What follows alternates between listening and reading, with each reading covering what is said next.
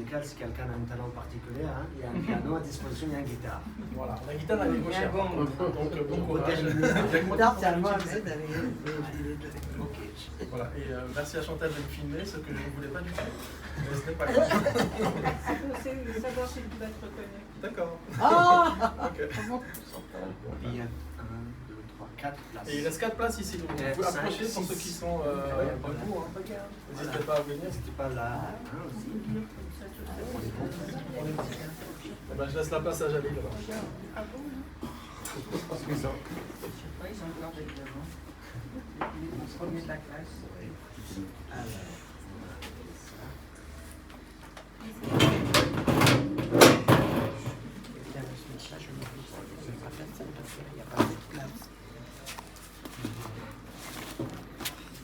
Eh bien, bonjour. Merci pour être aussi nombreux. Hein. Je pense que Mohamed, il est content aussi. C'est un événement, il y a à peu près 3 mois qu'on a organisé ça. Je proposais, en fait, au début de cette année, notamment la solidarité, le café qui est juste à côté, ici, mais aussi l'autre, parce que j'habite dans le quartier depuis le septembre l'année dernière. Ah, oui. Et puis après, ça a pris un peu de temps, mais on a organisé, on a réussi. Il me semble, c'est important parce que quand on vit dans un quartier, il faut le connaître, il faut être en contact avec les gens du quartier. Et moi, avant de venir à Paris, j'ai vécu un peu à Marseille. Et à Marseille, on organisait souvent ces genres de rencontres. C'est ça que j'aime et c'est ça que je pense qui est important. Tiens, le micro. Ah, Attends, bien. sans micro, vous n'entendez pas? Au fond. Ah oui, oui. Ah, d'accord. Donc, voilà, il me semble que c'est vraiment important, cet échange, cette interculturalité, mais aussi les différentes générations ici. Donc, je remercie Mohamed, Carole, mais aussi Monsieur Béchiot, François Béchiot, qui a joint de la mairie, qui nous a parlé voilà, d'organiser cet événement. Et je remercie aussi vous, public, mes chers camarades de l'université, mais aussi des compatriotes qui ont dit oui à cette invitation. Aujourd'hui, en fait, je vais parler à peu près 1 heure et après on aura une temps d'échange, questions, si vous avez des questions. Mais je vais vraiment, comme il y a 2 livres, il s'agit d'à peu près un livre, les 2 livres sont autour de 450 pages. Donc le premier a une centaine de pages, le deuxième 350. Donc on va les résumer dans 1 heure. Donc c'est un défi. Mais j'ai essayé de relever ce défi. C'est pour ça que je me suis organisé. Comme il s'agit d'un livre autobiographique, je ne peux pas faire autrement que me présenter d'où je viens, comment je suis arrivé ici. Donc voilà, alors Jalil Shafaï, j'ai 29 ans, je viens de l'Afghanistan, de la province Ghazni, et je viens de l'ethnie Hazara, qui sont chiites, qui sont surtout dans les zones montagnardes du centre de l'Afghanistan. Voilà l'essentiel. Je suis arrivé en Europe en 2015, donc fin 2015 avec le fameux crise migratoire, et donc mais pas en France. D'abord, j'ai vécu pendant à peu près 5 ans, de 2015 jusqu'à 2019, en Autriche, notamment à Vienne et à Salzbourg. Voilà. Et donc, quand on vit dans 4-5 ans dans un pays, bien évidemment, on se construit, on apprend la langue, il y a des étapes d'intégration, etc.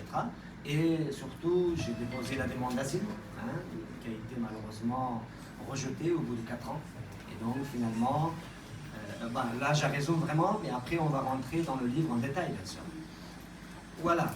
Après, en 2019, c'était juin, été 2019, début d'été, finalement, je n'ai pas eu d'autre choix que de quitter encore l'Autriche, fuir en quelque sorte. Donc, je suis arrivé en France. Le début de mon parcours en France n'était pas facile non plus. C'était dans le fameux procédure Dublin 3. Et donc, des galères, des sans-papiers, dans les rues. Mais heureusement, j'ai vécu par la solidarité. Ça, c'était une période entre donc, 15 ans et 18 ans, c'était une période aussi pour moi de grandir, de prendre les responsabilités. Donc c'était une période, j'évoque dans le livre, une période très très très importante dans ma même éducation personnelle. Voilà, et après, je vous ai parlé de mes parents. Voilà, donc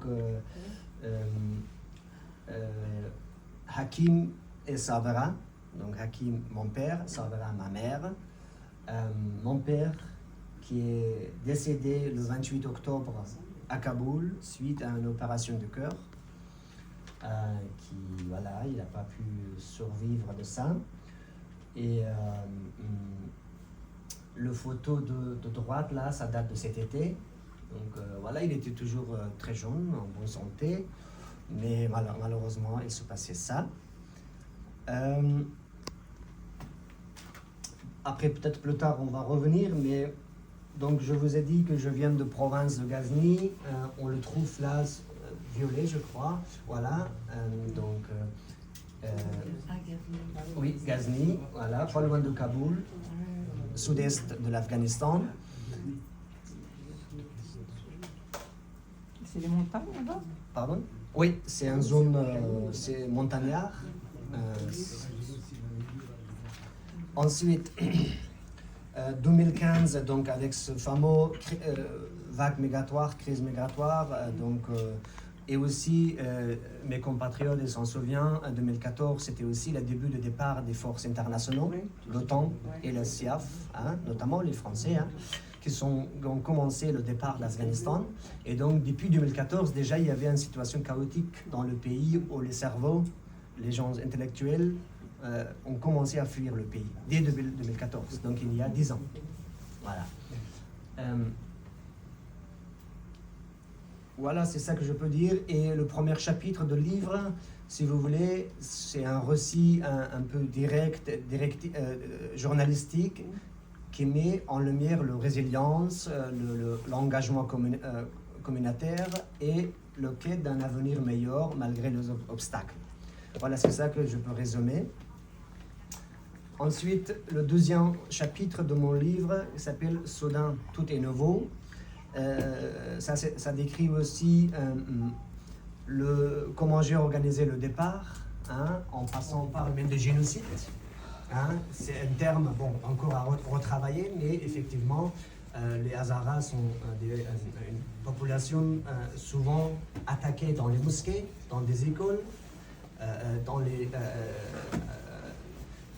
l'université, mais aussi après le retour des talibans, les Hazaras sont particulièrement marginalisés, fragiles, parce que même durant le Ashura, donc c'est un fête religieux qui dure pendant 14 jours, il y a des contraintes pour la pratique religieuse de ce peuple Hazara. Voilà. C'est ça que je peux vous dire. J'ai raconté donc comment se passe. Dans le premier livre, j'évoque aussi une partie. J'ai été témoin comment les passeurs traitent les passagers ou les gens comme moi, notamment les bébés.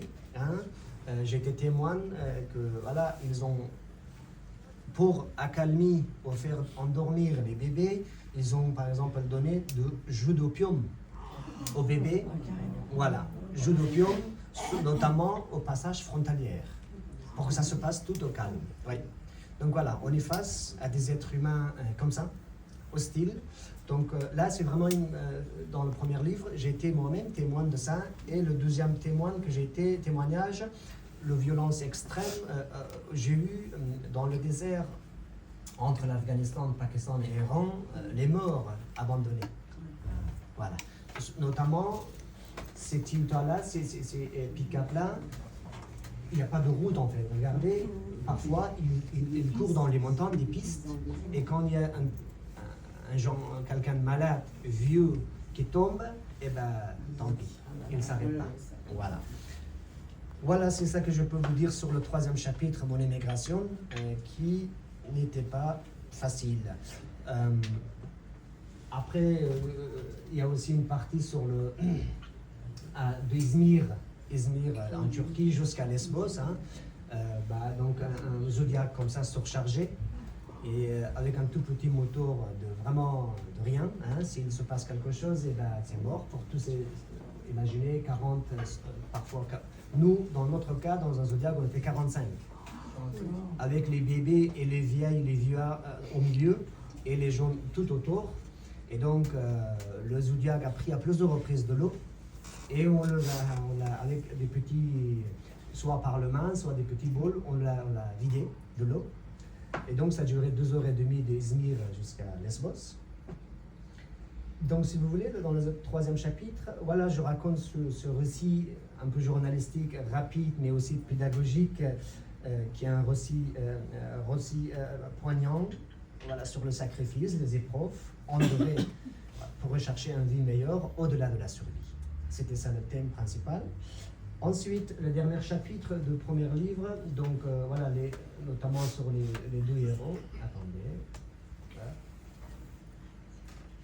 Donc le dernier chapitre, c'était les deux héros que j'ai évoqués dès le départ. Mes parents, j'ai raconté un peu leur vie qui n'était pas facile. Ce sont des gens de soixantaine d'années qui ont vécu en fait que de guerre, si vous voulez. Qui ont vécu quoi? Que de guerre, des guerres. Des plusieurs guerres. Si vous voulez, l'Afghanistan, à partir de 1970, il n'a pas vécu de paix en fait, si vous voulez. Et donc, je raconte un peu leur vie, comment ils ont vécu, mais aussi à la société. Parce que quand les enfants sont éduqués et grands, peut-être ils vont servir la société. Donc, c'était ça leur objectif. Et puis le message que je voudrais passer avec le premier livre, qui est vraiment facile à lire, c'était « Je n'avais pas le choix », le titre, et un récit autobiographique poignant d'un jeune homme.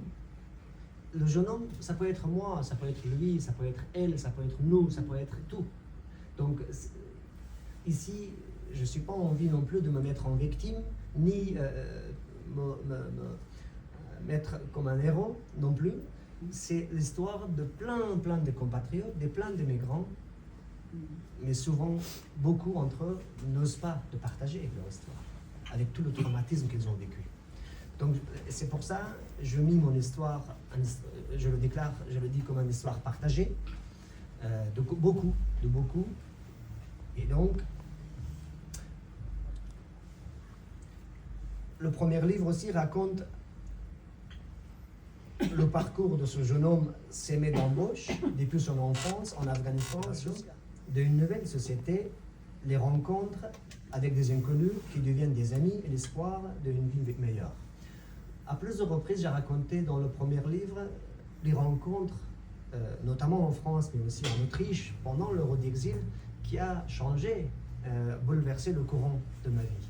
Souvent, ces rencontres, pourtant par hasard, si vous voulez, ça a terminé par une belle amitié. Amitié durable. Pourtant, un jour avant, on était des inconnus. Le jour après, j'ai été accueilli chez ces gens-là. Je ne les connaissais pas du tout. Et j'ai mangé sur la même table avec eux. Donc, si vous voulez, aussi, c'est un message que je veux passer aujourd'hui, c'est que parfois, oser rencontrer, oser écouter, oser aller à la rencontre des gens où ils sont. Et je suis sûr que parfois dans la vie, souvent on pense à un certain âge, à un certain moment que la vie n'a pas de sens, mais parfois avec ces rencontres-là, la vie trouve un sens. Et moi, à mon âge de 29 ans, je peux tout à fait constater et je suis témoin de ça. Voilà.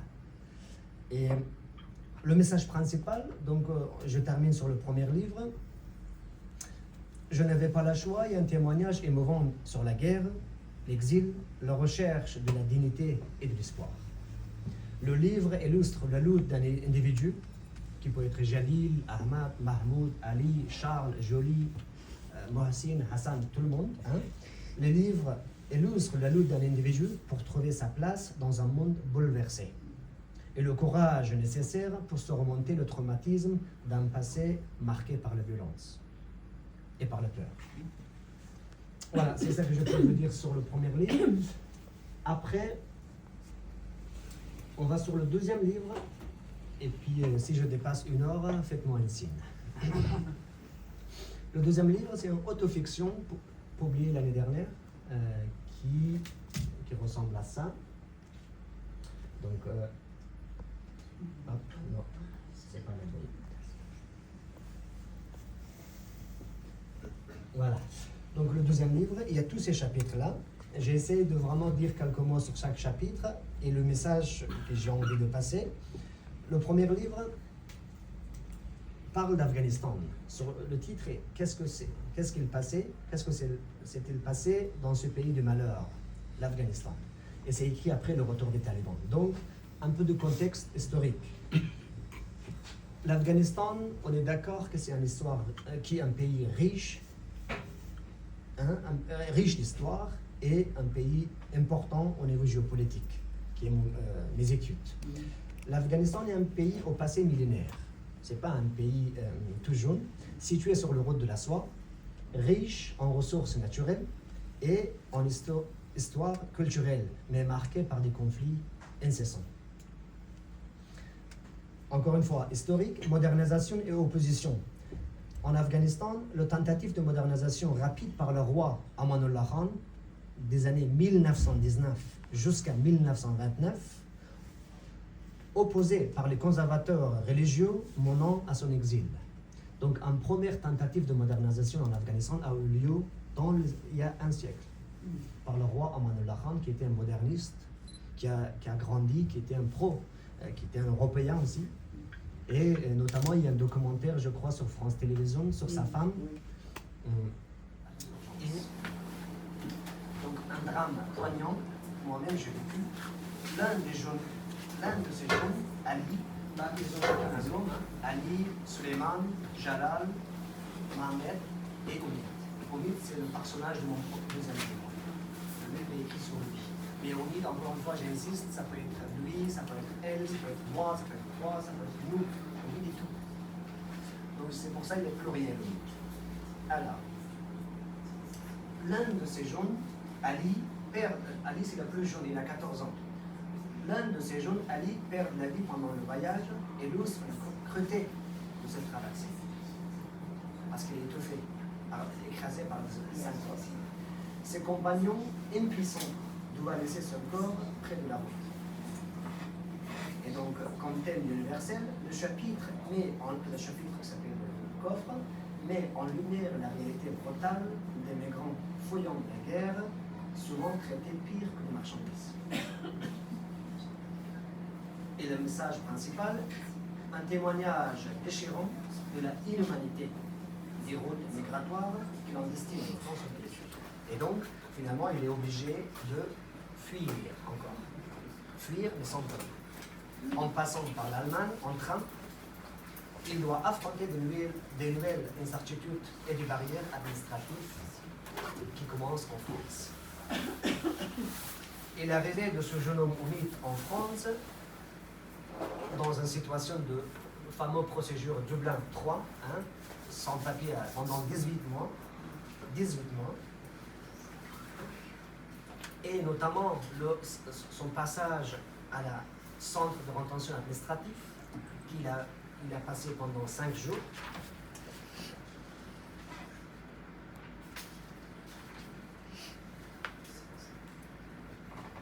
Donc durant ces premiers 18 mois, le fameux procédure Dublin 3, il survit sans argent ni toit, mais se construit peu à peu une vie en lumière le défi d'exil. La résilience face à l'adversité et l'importance de l'accueil et la solidarité humaine. Entre guillemets, j'insiste, société civile française. Voilà, on monte sur le 5e chapitre, les inconnus deviennent des amis. Là, ici, le but de ces chapitres, c'est des rencontres qui permettent de s'intégrer plus facile. Les rencontres, j'insiste là-dessus. Omid, migrant afghan en France, fait face à des moments de solitude, d'incertitude et de précarité au départ.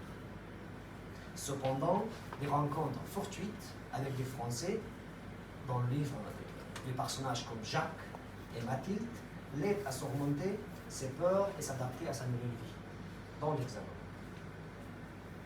Et puis ensuite, un autre message dans le chapitre Les hommes connus deviennent des amis, c'est le regard de l'autre. Omid, qui a grandi dans un environnement hostile, voit d'abord les Français comme étrangers et potentiellement menaçants au départ, sans parler le langue. Comme il était traité par l'État, donc il le voit. Mais à travers la générosité de Mathilde, Mathilde peut être vous, madame, vous, elle, vous, nous, tout le monde. Hein? Mathilde, il y en a beaucoup de Mathilde, heureusement. À travers la générosité de Mathilde, qui l'invite à des événements et l'intègre dans sa vie, Omid apprend à voir les autres sur un nouveau jour. Difficulté de communication au départ, en France. Le barrière linguistique et les différences culturelles compliquent les premiers Européens. Et a continué à rêver à un futur meilleur pour lui et ceux qu'il a laissés derrière lui. Et le message principal des dernières choses sur le deuxième livre sur l'étoile est un témoignage poignant sur la réalité des réfugiés, leur quête de dignité et de sécurité, l'importance des relations humaines et la solidarité dans le processus d'intégration. C'est ça le message. Ce livre invite à réfléchir sur les conditions des migrants et la capacité de résilience face à l'adversité. Voilà, c'est tout ce que je peux vous dire sur cette année.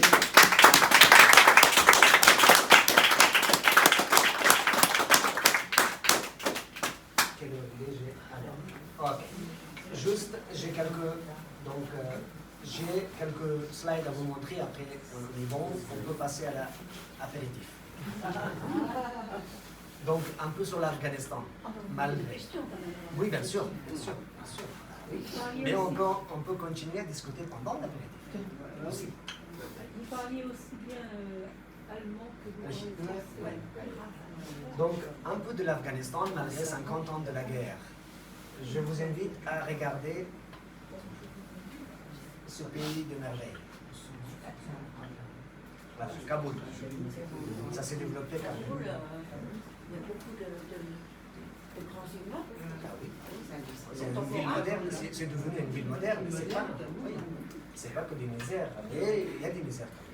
Il y a de la famine. Donc voilà, au nord de l'Afghanistan, le Mazar-e-Sharif.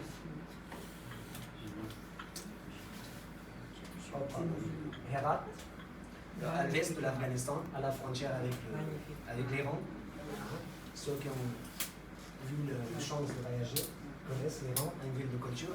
Et le centre de l'Afghanistan, donc le lac de Banyamir, le Bouddha de Banyan, les chaînes des montagnes de Baba, et autour de entre 6 000 et 8 000 habitants. Le lac il est situé sur une altitude de 3 000 altitudes, 3 000 mètres. Et le Bouddha, après là c'est la province de Ghazni où j'ai grandi, où je viens, le district de Jaroli, voilà le Valais. Ça ressemble à ça, le Valais de Jaroli. Après, j'ai choisi symboliquement une photo de chaque province. En Afghanistan, on a 34 provinces. Helmand, Kandahar, Farah, et là il est caché, Badris,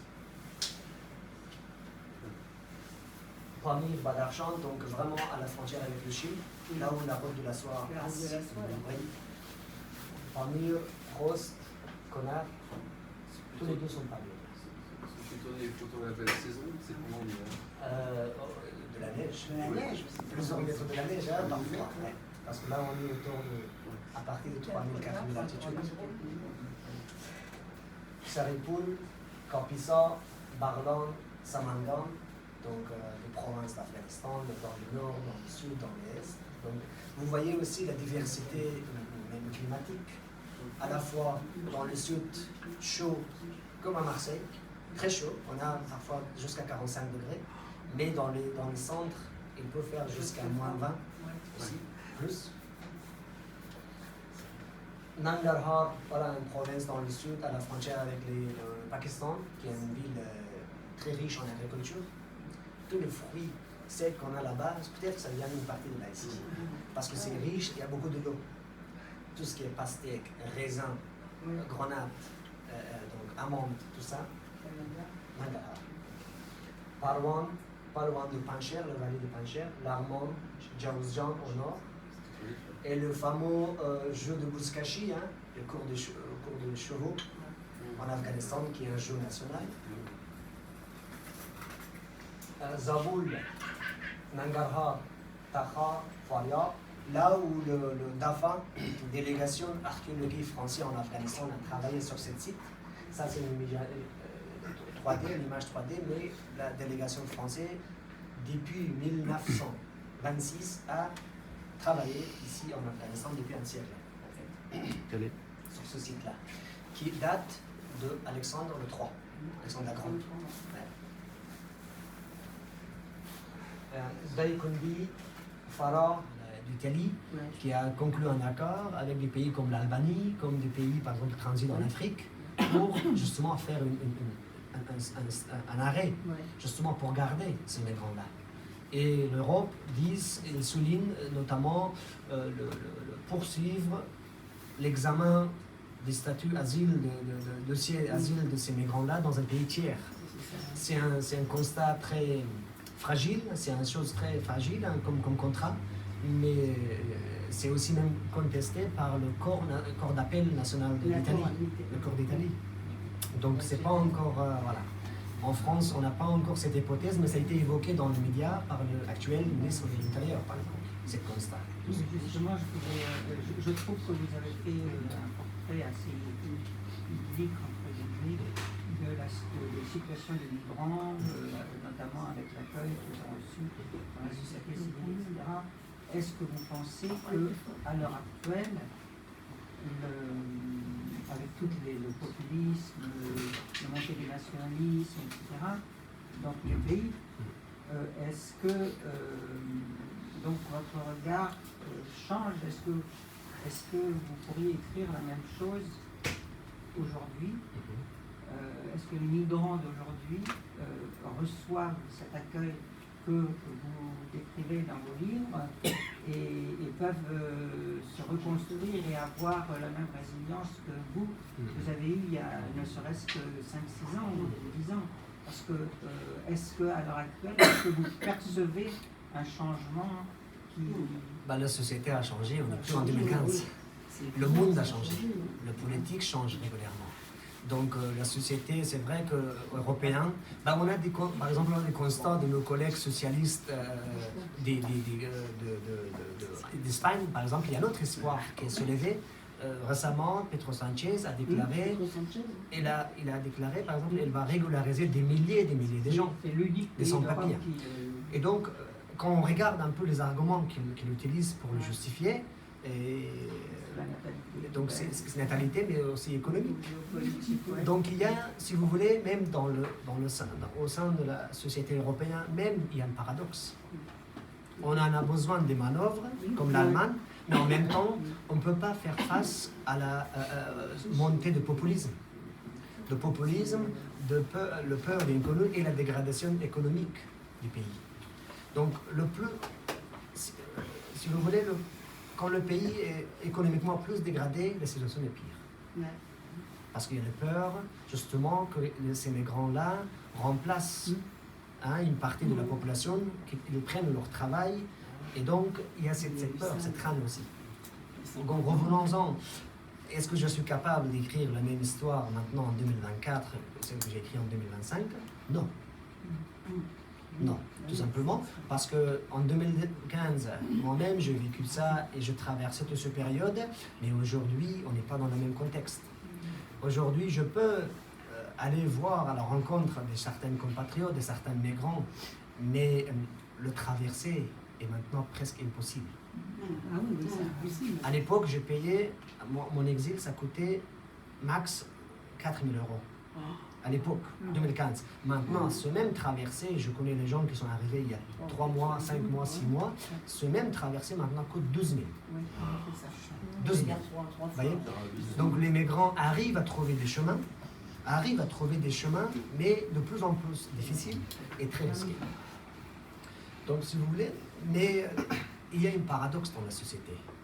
Et je ne sais pas, je ne suis ni un expert, ni un politicien, et je ne pense pas que je suis bien placé pour répondre à ça, mais le contexte a changé, le jeu politique a changé, le politique a changé, le monde a changé.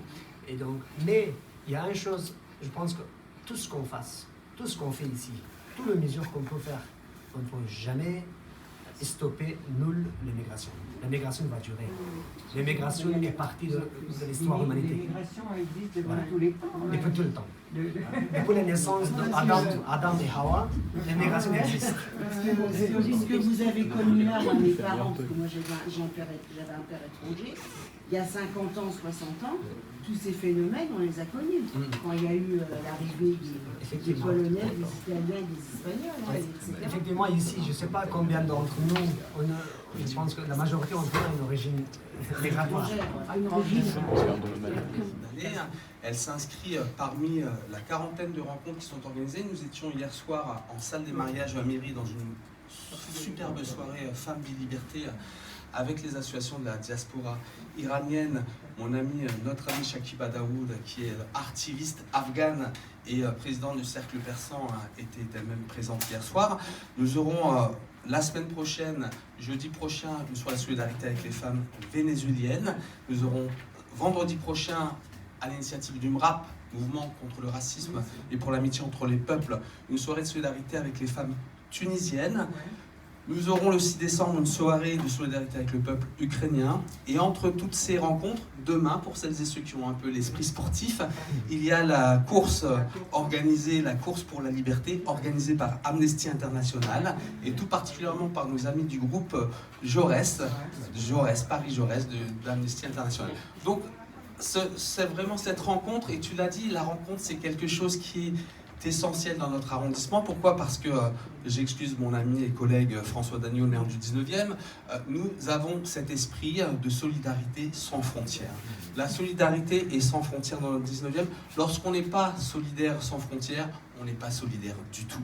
Et on travaille beaucoup ensemble avec le peuple Hazara, qui est malheureusement malmené, violenté, assassiné en Afghanistan et ailleurs. On travaille beaucoup avec les femmes afghanes, bien sûr. Aujourd'hui, l'actrice Meryl Streep l'a très bien dit il y a un mois, il vaut mieux être un écureuil dans un parc à Kaboul, parce que au moins les écureuils, ils peuvent aller et venir dans les parcs, alors qu'aujourd'hui les femmes afghanes n'ont même plus le droit d'aller dans les parcs, elles n'ont plus le droit de parler en liberté.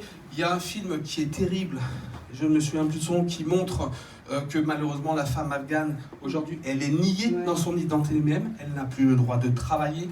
Donc dans un pays avec 40 ans de guerre, où malheureusement beaucoup d'hommes, de pères, de maris, de frères sont morts à la guerre, il y a énormément de jeunes femmes et de femmes qui sont seules. Et comment vous faites? Donc cette solidarité, on va la poursuivre avec vous, j'espère. Et moi, je vous invite vraiment à participer à chaque fois qu'il y a des marches, à chaque fois qu'il y a des rassemblements, que ce soit pour aider les femmes afghanes, que ce soit pour aider les femmes iraniennes. On travaille beaucoup avec les Ouïghours et les Tibétains et Tibétaines également. Sincèrement, lorsqu'on aide la femme afghane, on aide la femme en général. J'étais justement, juste avant de venir, c'est ce qui explique mon arrivée tardive et je m'en excuse, avec des amies iraniennes dans la manifestation aujourd'hui à l'occasion de la Journée internationale contre les violences sexistes et sexuelles. Donc vraiment, bravo Jalil, bravo bien sûr à l'équipe, à Mohamed, à l'équipe du Danube Palace qui a ouvert ses portes, et vraiment c'est très très bien. Et merci à qui encore, Jalil? Merci à Carole, merci à la mairie de Benavian. Merci. Et merci à vous, bien entendu. Et surtout, regardez le programme du Festival de Solidarité Internationale dans le 19e, du Festisol. Venez à notre rencontre et si vous le souhaitez, participez à la vie associative, parce que notre démarche, c'est justement de développer les associations. Mais je sais bien que tu le fais, je sais bien que vous êtes nombreuses et nombreux. Et je pourrais presque dire nombreuses, parce que c'est tellement féminin, la vie associative, et c'est très bien comme ça. Donc, faisons encore, parce que vraiment l'esprit que l'on partage avec la majorité municipale, c'est de construire un 19e fraternel et solidaire, de tenter de construire un monde plus juste, plus humain, pour demain, pour nous, pour nos enfants et pour celles et ceux qui viendront demain. Merci à vous.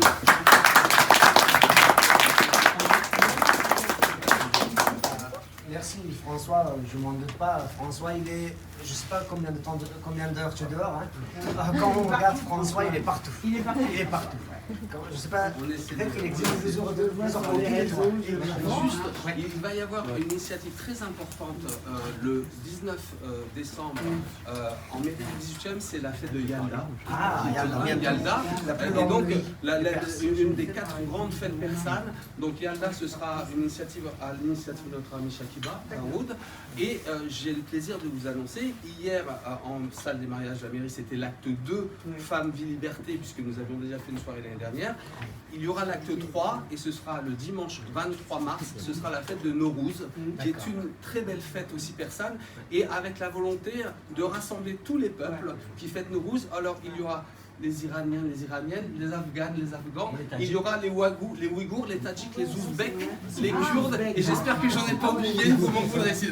Merci. Et sur ces mots-là, je dois vous parler d'optimisme, qui s'appelle la vie. La vie, c'est la pluie, c'est le beau temps, c'est un sourire, une larme, des souvenirs, des espoirs. La vie, n'essaye pas de le prévoir, de le deviner ou de le comprendre. La vie, vis-le. Au jour le jour, avec confiance, courage, optimisme et amour. Accroche un sourire à tes lèvres, car les jours merveilleux t'attendent. Merci.